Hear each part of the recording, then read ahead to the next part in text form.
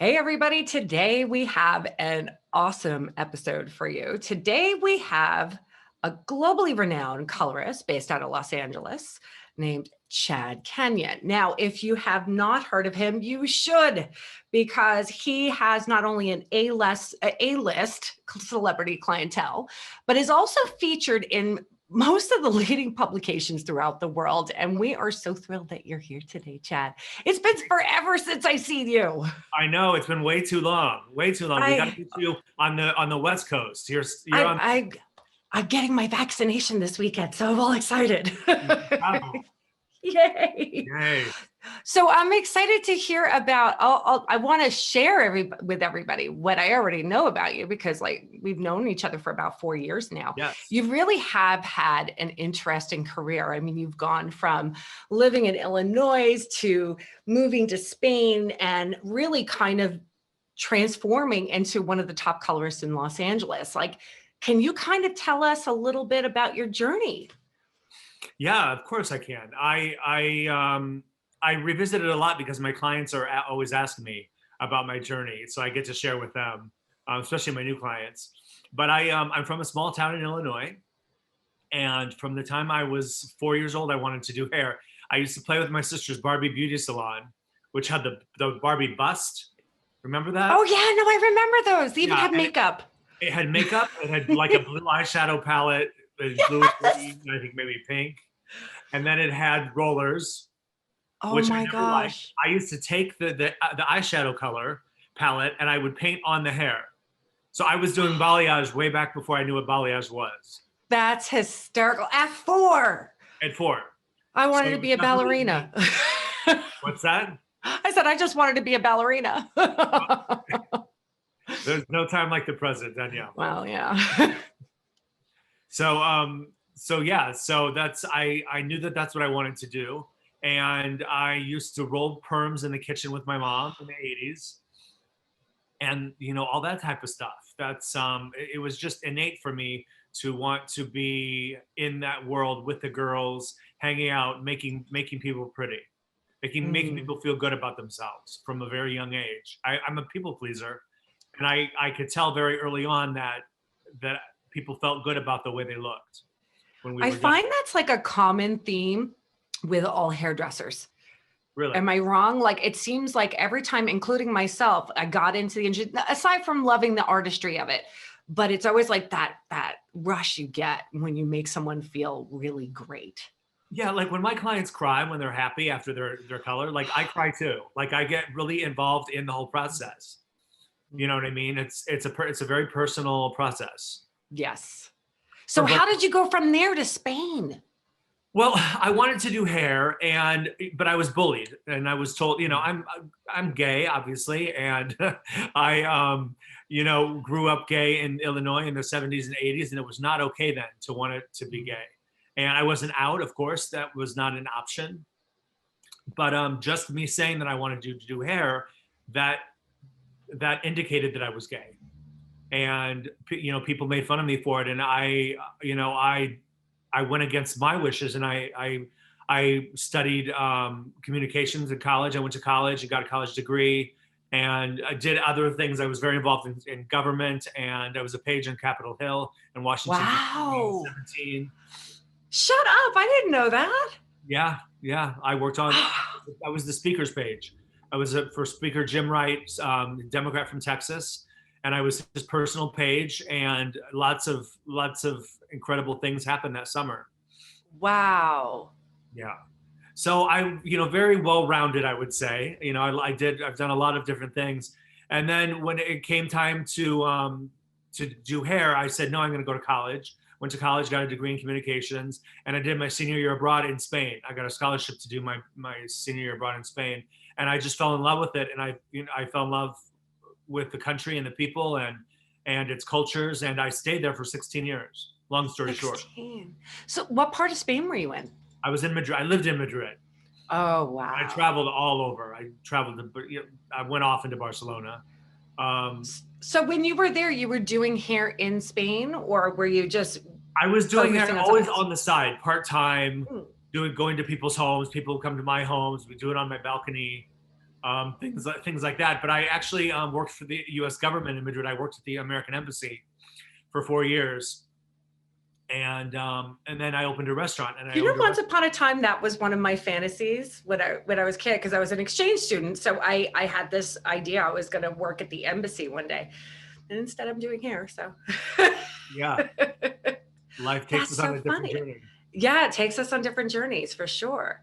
So when you were in Spain, I mean, I would imagine just the hair is going to be completely different. I mean, was there always something that you found was like I mean, how long ago was this? Was in the 90s? This was no. I moved to Madrid. I moved to Los Angeles in 2008. So Oh, okay. I was in Spain from 92 to '08. So did you find that like the trends that you were finding in Europe were completely different when you moved here? Oh yeah, absolutely. Much more fashion based influence. Fashion place in here in Los Angeles. And no, much more like runway, Paris editorial kind of influenced in Spain. Oh, really? Very Actually, I sophisticated. could picture that. Yeah. Very sophisticated. My aunt lives in Paris, and I often kind of marvel at the stuff that she has going on. I'm a little jealous. Yeah, I got it. So when you came here, I mean, what was the decision to come back here? Well, I had, and I talk about this openly. I had had some problems with alcohol and drug abuse, Wow. and I came back here to go to rehab. And I'm very open about that because if I can help somebody else with my experiences, then that's why I talk about it so openly. That is so awesome. So yeah, I came back here and I went to rehab, and I said, you know what? I'm not going to do hair part time anymore. This has been the love of my life, and I'm going to do it full on. So that's why in 2010, I started doing hair full on. So you just established yourself in LA, which I think I can only imagine the amount of people that think, okay, I'm just going to up my life and I'm going to go to LA and I'm going to make it big. Yeah, I think it's a lot more than that, right? it is a lot more than that. It takes a lot of determination and a lot of willpower, a lot of kind of innate talent, I think, too, and being in the right place at the right time. I imagine it also takes a lot of self-awareness too, because from what it seems like a very, I mean, obviously very competitive out there. Right. So you've got to know your own self-worth. So the thing is that I find one of the wonderful things about as a professional watching some of the things you do, you are actually the person that came up with the color melt, and which is just an absolute beautiful service. And I would love for you, since you are the originator, I would love to be able to kind of pick your brain, because a lot of women may not know what that is. It is such a, oh gosh, just dreamy the way it comes out. And I would love for you to kind of describe what kind of woman, like what is it and what kind of woman is going to be wanting that? I get women from all walks of life coming in asking for color melt. It's not for just one type of person. It's for all different types of women. It definitely has a good grow out, so you don't have to be in the salon every 2 months touching up your highlights. You can go a lot longer than traditional highlights. And it's a look that is effortlessly flawless, I always say. And it just has this really good seamless grow out with pops of light coming from every which direction, and you don't really know where the light stops and starts. So is it like a combination of different colors, or is it just like a lightening process that It's a you're putting lightening in process and then a highlights? darkening process. Okay. Okay. So I first So I lighten, and I do use. I know you were going to ask about strobing, because we I had am, because I'm curious, because there is a difference between the two, but strobing is I use balayage to do strobing, and it's a technique that I do around the hairline to bring light to facial features. okay. So with the color melt, um, can you name a few people that maybe some of our viewers would know of that typically gets a color melt so they can kind of reference it? Kiernan Shipka is one that she Okay. has had my color melt for years. Unless she's doing a part that requires that we change it up, she's had it for years. Elizabeth Moss had the color melt. Oh, Um, nice. so yeah, lots of fun people in there that I get to work with. So it tends to be a little bit more of a diffused look, a nice grow out. So it's definitely for that client that doesn't want to come in every single month, or maybe every other month, or every 2 to 3 Exactly. months. Yeah, sometimes people go 3 to 6 months without touching up the highlights. I'll recommend that they come in for a gloss and an Olaplex treatment in between. They'll come Good. in for a gloss, and I put Olaplex #1 in all my glosses, and then we'll do a standalone treatment for them in between the actual like highlight session for the color melt. Actually, I have a question because I feel like a lot of people I really love that kind of look where whether it be a balayage all over or a color melt where it really is a natural highs, lows, and kind of keeps with your natural root. Do you typically recommend people like that? And I know we were talking about the strobing, which is in the front, it's around the face, it creates lightness and kind of brings everything up to your face. Do you typically recommend to your clients to kind of come back for that particular service just to kind of brighten things up? I do, but whenever they're ready, I don't, Mm. unless they want me to, unless they need my help. A lot of clients know when they're going to be ready for more highlights, and it's a very personal thing for them. I like to go with their rhythm on that. Mm. But if it's somebody that I see that really needs my help and they just have no idea what they're doing, then I'll recommend when they should be back for the strobing and the full on work, the works.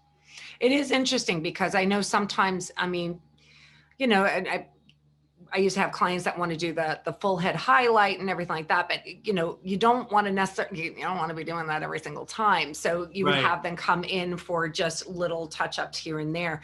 That's why I was kind of sitting there thinking about it. I feel like the strobing is perfect for those people that have those grown out balayage, but they don't want to commit to doing this all over again, or the color melt, and that just kind of freshens everything up.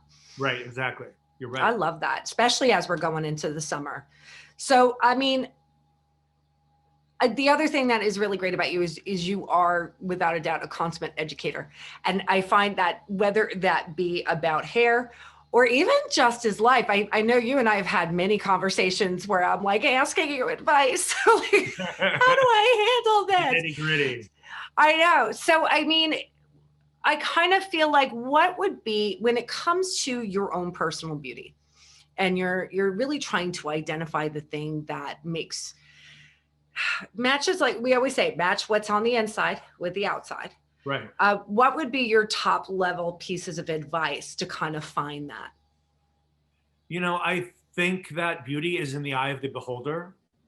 And I'm always fascinated by the what factors go into formulating one's own concept of beauty. Mm. We're all conditioned differently. And so there's no way that we can all have the same concept of beauty. I was when I was little, my dad always wanted me to go hunting with him, and it wasn't something that I super enjoyed. You know what I mean? And so we would go out into the forest, and he would just leave me, and I would be sitting there in the forest in the freezing cold. But I would look at the way the light came through the trees. Because you would get out there early in the morning, so you could see the sunrise and you could see the sunset at the end of the day. And I would just look at the way the light came through the trees. It hit the wood, it hit the leaves, and all of that plays a big part in how I formulate my color today. Wow. No one would ever think that, but that's how personal those factors, like I was saying, can be, that influence how we formulate beauty. It's hard though, because you're right in the sense that it is to the eye of the beholder. But don't you think that sometimes even with society, it feels as though it's kind of cultivated that there's an expectation that perhaps is a little unrealistic, that it's only just fitting one particular mold. Like, how does You're right. someone, You're I right, know and I've struggled with that. that's why whenever I get beauty editors asking me for color trends, it's a little frustrating sometimes, because beauty is in the eye of the beholder. I'll say it again. Color trends are not always a thing. No. I kind of feel that way about fashion too, because in the long run, if it fits your body type, it's good, and it's the colors that make you happy, and it's the right cut, that it's Right. good for you. And there are color trends. Don't get me wrong, but Hmm. sometimes it can be forced.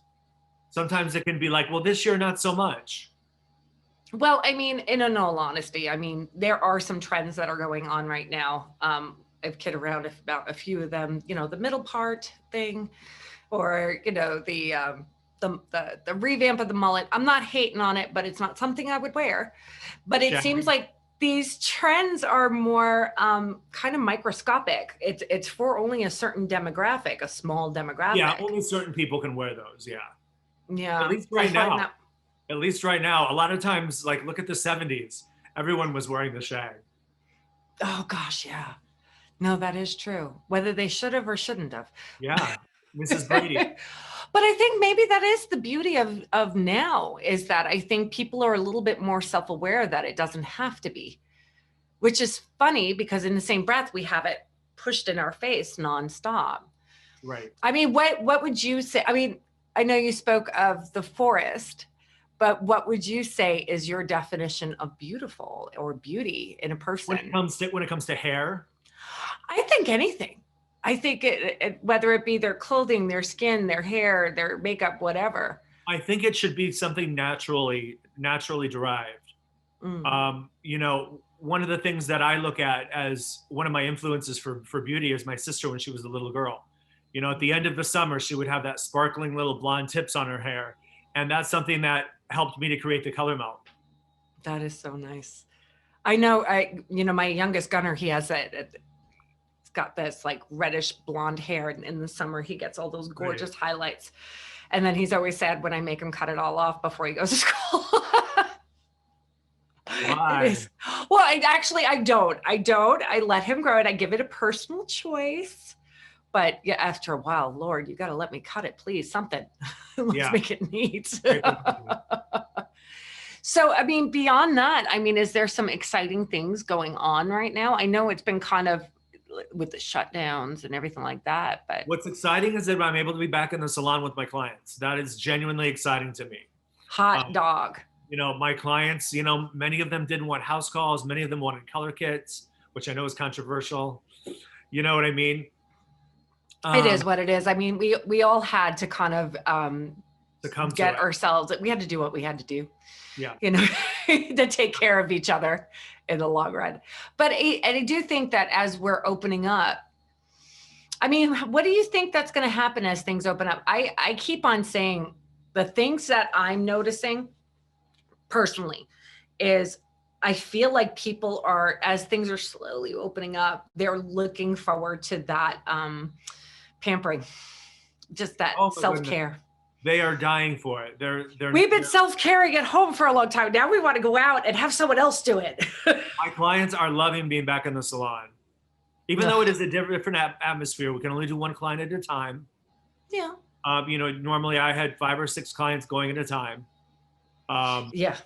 It's different now, and clients actually like that because they get more pampering. Mm. I feel like it as things get, a little bit more busy and everything, we can have a little bit more of that one-on-one time. I know that like I can't wait to go in and just go to a salon and get my hair shampooed by someone. Right? Get a nice little scalp massage. There's nothing like it. There's nothing like Zone that. out, listen to the music. I just did the other day, and it felt so good. It's been like forever. I've been, Yeah. mostly getting stuff at home. I had like 2 feet of regrowth. Oh, yeah. It's hard because I know I with the blonde and everything, I know last year at this time, oh my gosh, my roots were so long. And all I kept on thinking is that, well, there's going to be some kind of gnarly band that's going to be going on when the time comes. Oh, I yeah. finally am starting to get it out. It is what it is. You just, roll with it. So, I mean, as things are opening up and we are seeing more and more people kind of going back to the salon, going back to just taking care of themselves. I mean, do you feel as though, I feel as though there's going to be a resurgence on glamour and beauty? Oh, I think there will be for sure. I think people are going to want to go a little crazy. In the fun Like sense what? of the word. What would you want to see? What would I want to see? I would want to see people trying new things. stepping outside of the box. You know, there's so many girls that are great to be redheads, and I love doing redheads. I would love to see more of that. More, you know, seeing some of my clients commit a little bit more, because most of my clients always have like something in the background that they want to try, but they're not trying. And I think now might be the time for people to step forward and try something a little new, something a little bit out of their comfort zone.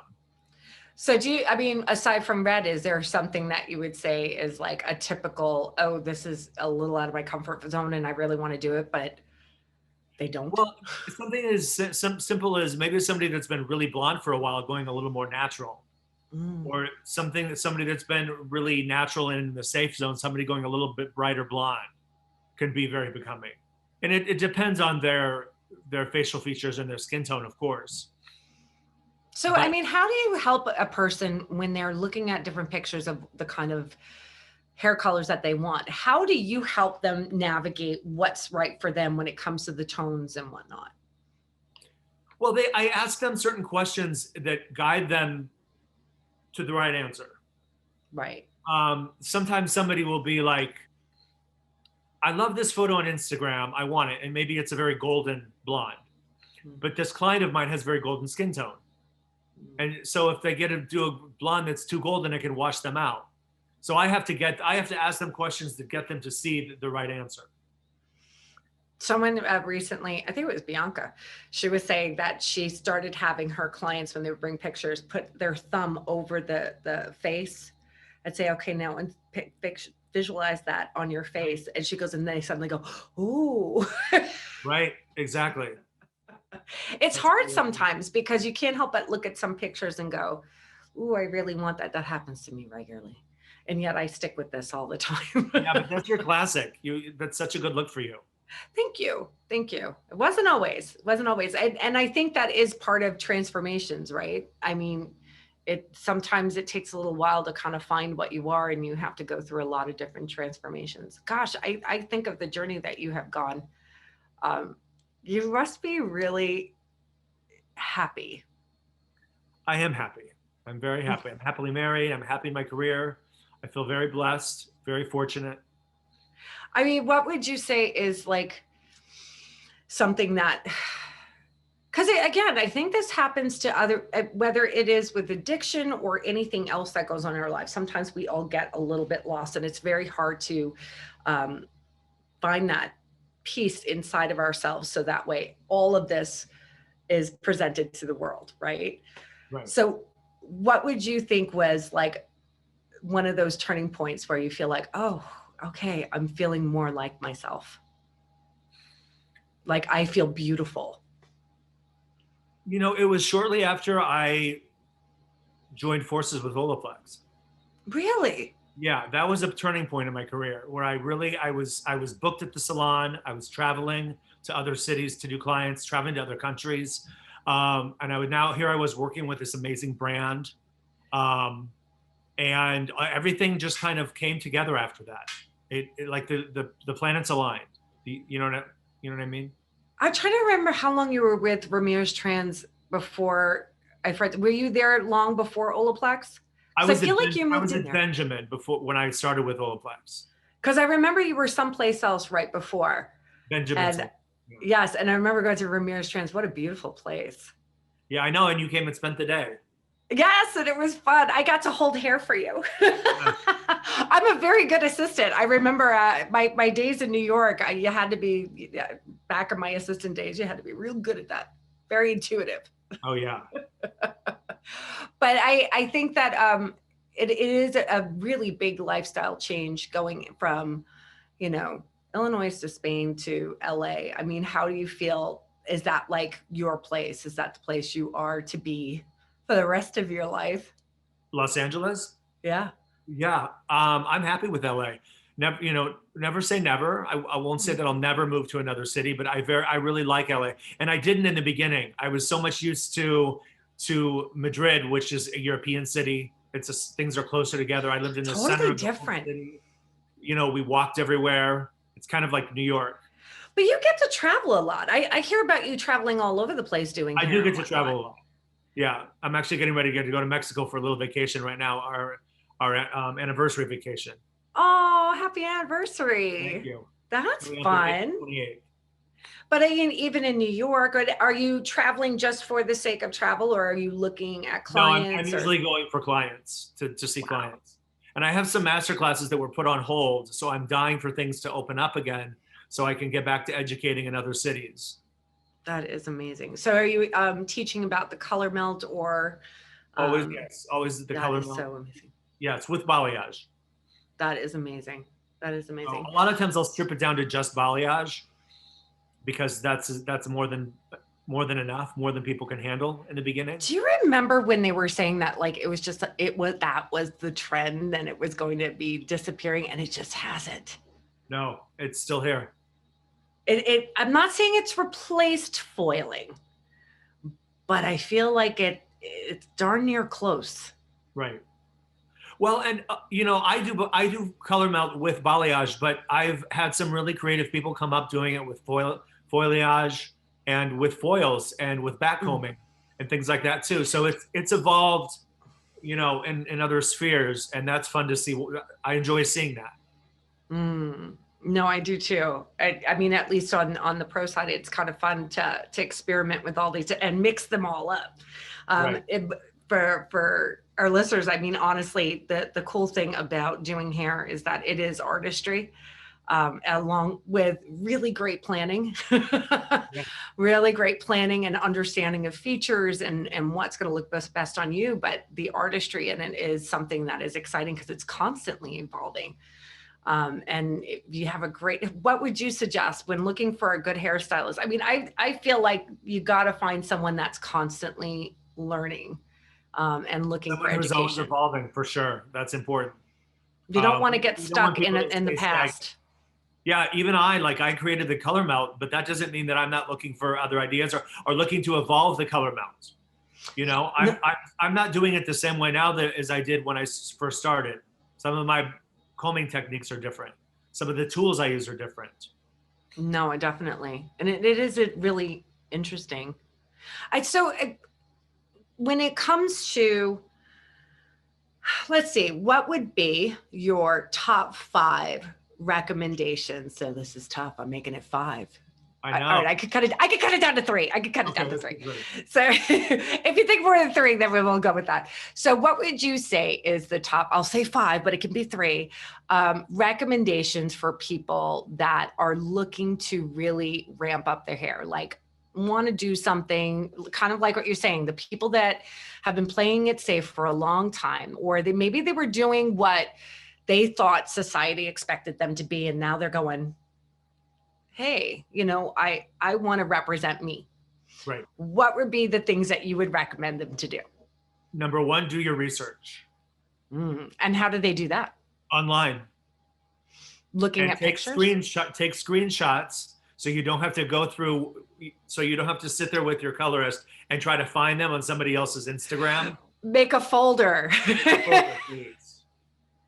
It's almost like being on Pinterest and having your own Pinterest board and have a whole collection of pictures of what you want. Yeah. And so go with that. And when looking at the pictures, though, I mean, what recommendations when they're looking at pictures should they be looking at? Is it just the color? Is it the cut? Like, should they be looking at the people's Should features? be the color, the skin tone. And that kind of goes into my number 2 is ask yourself, is this something that I'm really ready to maintain? Yeah, fair point. Fair point. Yeah. So maintenance, I mean, that basically is going to be a conversation with your hairstylist to figure out what it actually is. Because I got to be honest with you, before I was a hairdresser, and I've told this story before, I remember going to my hair colorist and saying, I wanted this, which is a platinum blonde. And she just kind of looked at me and went, oh no, sweetheart. No. Because she knew me. She knew me, but I didn't understand. I was like, what? I'll do the maintenance. What's that? But I didn't realize. So good on you. Thank you. I realize now it was because I was a brunette all my life. I had hair down to my waist. I never really got it cut that much. So she's looking at me like, maintenance, that's not going to happen with you. You're not that person at the time. So when it comes to telling people, are you going to be able to maintain it? I'm thinking with blondes, I mean, what would you say is the maintenance for blondes? Well, it depends on what their roots are. It depends on what their roots are looking like. With the That's good color to know. melt, you can be really blonde, and if you have the right depth painted in with at the root area, then they can go a lot longer in between touch-ups. Mm. And And like if I it's said, red, red's a big one too, because everybody's like, oh, red, it's so vibrant. And yes, I understand it's a good daring, but like I have a friend that has red, and let's talk about what our pillowcase looks like. yeah, exactly. And reds can fade. The vibrancy can fade. Yeah. Actually, for our viewers, red is one of those colors that actually the color molecules drain from the hair quicker than probably any other color. Yeah. Yeah. So like if you could have a brunette with a red undertone, and eventually they're going to be like, well, why did all that vibrancy from the red disappear? But I have this brunette, this dishwater brunette. Right. Because red disappears real quick. So Okay. there's maintenance with that, not just with going into your hairdresser, but also at home and making sure you're not washing hair too much, right products and whatnot. Yes. So, okay, so that was two. That was two. You have at least, you owe me at least one more. So someone trying to find their personal style, they're going to look for pictures. They're going to think about the maintenance. At-home maintenance. At-home maintenance is super important. And that's why you get Olaplex numbers 0, 3 through 7. 3 Definitely. through 8 now coming up. I know, right? Yeah, Yeah, 0 so through exciting. 8 to really take care of your hair and make sure it's strong. I prescribe to my clients what they should be using. I use the word prescribe. So I'm not just recommending, because prescribe has a much stronger connotation, a much stronger, you need to use what I'm saying. No, that makes sense. And especially since, in all honesty, you know, we often say that, like, really hair care has always been just shampoo and conditioner, right? I mean, for the most part, shampoo, conditioner, and really, in all honesty, it is a lot like skincare. There's processes, there's steps, there's things that your hair needs that you gotta be able to add to it or take care of. So in many ways, the Olaplex has become that, you know, it's become the skincare of hair care. So yes, then you can have high maintenance hair color. Yes, we love high maintenance that feels low maintenance. So what's the one product that you, all right, so if you had to pick one product, not the professional ones, one product out of the line that was the only one that you could pick, what would it be? Not the professional ones? Not the professional ones, because that was always my first one. Yeah, because one would be my pick. Well, yeah. What's that? I was like, yeah, the one for the professional line, professional strength, we'd be going for that. But it can't be. It has to be the retail. I'd go to number 7. Interesting. Tell me why. Or I don't know. It's hard to say 7 without 6 for me. Thank you. Number 6 is my favorite. Yeah, I love number 6. I mean, I use 6 and 7 every day on my hair. Okay, so, me too. Like I put it in before we started. So for me, I live in Florida, so we have a lot of humidity. Yes. And my hair will poof out like a Q-tip without something that's going to keep it in place. So no, number 6 has saved my freaking life with that. Wow. Yeah. That the first day I was like, oh, I don't have to layer all kinds of things in it. It's so funny. My husband just left about an hour ago to go see my mother-in-law and my sister-in-law. And before he left, he said, baby, I need number 6. I need number 6 for my sister and my mom. That's their one request. But the number 7 is great with it too, because it adds an extra boost of shine. I could blow dry and not worry about my fragile hair, but you just put a couple taps and you're good to go. Yeah, no, I love number 7. Not to say that the others aren't phenomenal, but. No, I mean, I use all the products, so as my clients. But with the number 6, do you usually put it in your hair dry or wet? Usually damp. Yeah. This morning I put it in dry. Remember, you text me and I'm like, just give me a second. Hair sticking up all over the place because I had bed head and it just kind of put it back. It looks good. Your hair looks really good. It's very Madonna, Papa Don't Preach. Ooh, I like that. I'll take it. I'll compare myself to Madonna any day of the week. Right? Anyways, it's always fun talking with you, Chad. And Right. I can't wait until the next time we talk. And you have the most incredible day ever. Thank you so much. This has been amazing. Thank you, everybody, for listening.